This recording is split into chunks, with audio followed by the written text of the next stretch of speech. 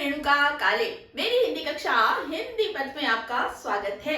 Channel पर अगर आप नए हैं ना तो इसे सब्सक्राइब कर लीजिएगा, बेल आइकॉन प्रेस कर दीजिएगा ताकि आपके मतलब की कक्षाएं यूं ही आपको मिलती रहें। तो चलिए देर नहीं करते, काव्य रस के अंतर्गत इन दिनों हम बहुत ही खूबसूरत महान साहित्यकारों की रचनाएं आपके लिए लेकर आ रहे हैं। और ऐसी ही एक रचना है जी होता चिड़िया बन जाऊं। जी हाँ, सोहन लाल द्विवेदी जी की लिखी हुई ये बाल कविता या बाल गीत कह लीजिए, ये है जी होता चिड़िया बन जाऊं। भाई क्या बात है, हर किसी का जी होता है कभी ना कभी। बचपन में हम सभी का जी भी हुआ करता था और वो इसीलिए ऐसे ही गाना नहीं बन गया, पंख होते तो उड़ाती रे, है ना। तो पंख होना हर किसी के मन में एक ख्वाहिश होती है कि काश हमारे भी पंख होते तो हम भी ऐसे ही पक्षियों की तरह उड़ते।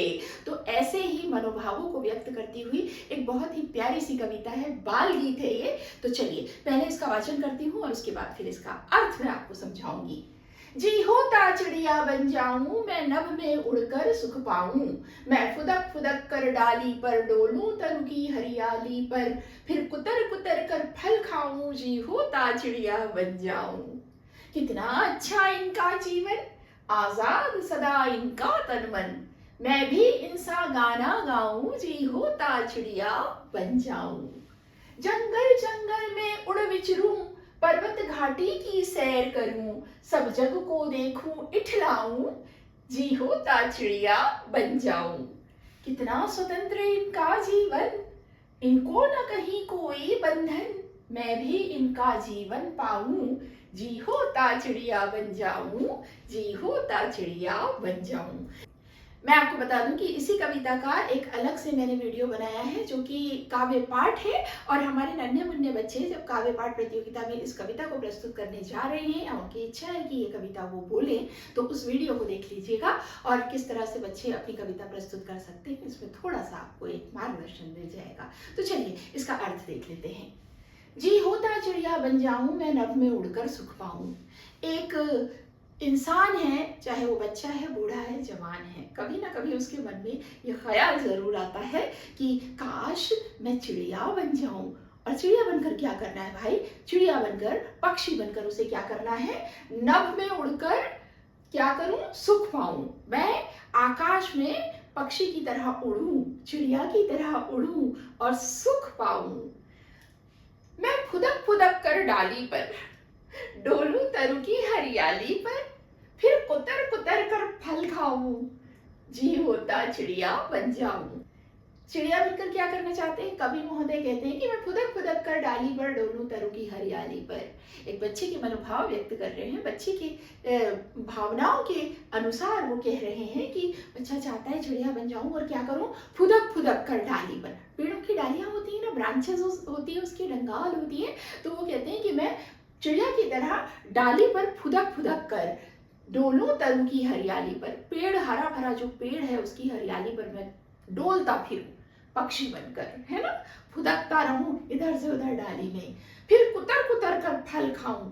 उस पेड़ में जो फल लगे हैं ना उनको कुतर कुतर कर खाऊं। जी होता चिड़िया बन जाऊं। आगे कहते हैं कितना अच्छा इनका जीवन, आजाद सदा इनका तन मन। मैं भी इनसा गाना गाऊं, जी होता चिड़िया बन जाऊं। अब वो कहते हैं कि देखिए कितनी अच्छी बात है ना, ये कितना ऑब्जर्वेशन। एक बच्चे को ऐसा लगता है भाई क्या बात है, ये लोग तो बड़े ही आजाद रहते हैं, उड़ते रहते हैं, कोई रोकता टोकता नहीं है इनको, है ना। कहीं पे भी चाहो उड़कर चले जाओ। तो वो कहते हैं कि कितना अच्छा इनका जीवन, इनका जीवन तो बड़ा ही अच्छा है। पक्षियों का, चिड़िया का जीवन बहुत ही अच्छा है। आजाद रहता है इनका तन और मन, हमेशा ये आजाद हैं, स्वतंत्र हैं। मैं भी इनसा गाना गाऊं। और इनका कलरव, इनकी चहचहाहट उसे बहुत अच्छी लगती है। और बच्चा कहता है कि मैं भी इनकी तरह गाना गाऊं। काश ऐसा होता कि मेरा मन चाहता है कि मैं चिड़िया बन जाऊं।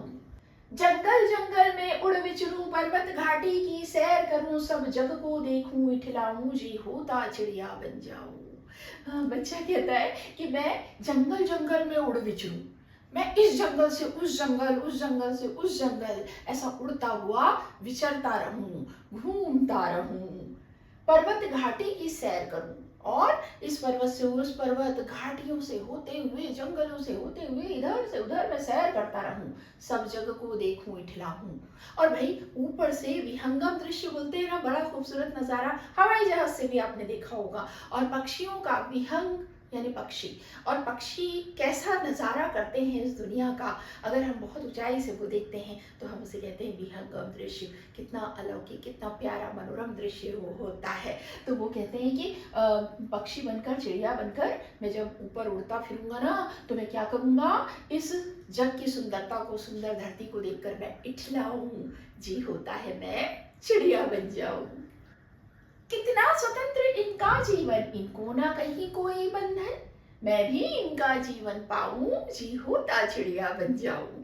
वो कहते हैं कितना स्वतंत्र इनका जीवन। मैंने बताया ना कि एक बच्चे के मनोभावों को ध्यान में रखते हुए कवि ने ये रचा है कि वो सोचता है बच्चा कि कितना स्वतंत्र इनका जीवन, इन पक्षियों का, इस चिड़िया का जीवन कितना स्वतंत्र है ना। इनको ना कहीं कोई बंधन, इनको तो कोई रोक टोक ही नहीं है, कोई बंधन ही नहीं है भाई, कोई कोई कुछ नहीं बोलता इनको, है ना। मैं भी इनका जीवन पाऊं, काश ऐसा होता कि मैं भी इनकी तरह जीवन जीऊं, इनकी तरह मुझे भी जीवन मिल जाए।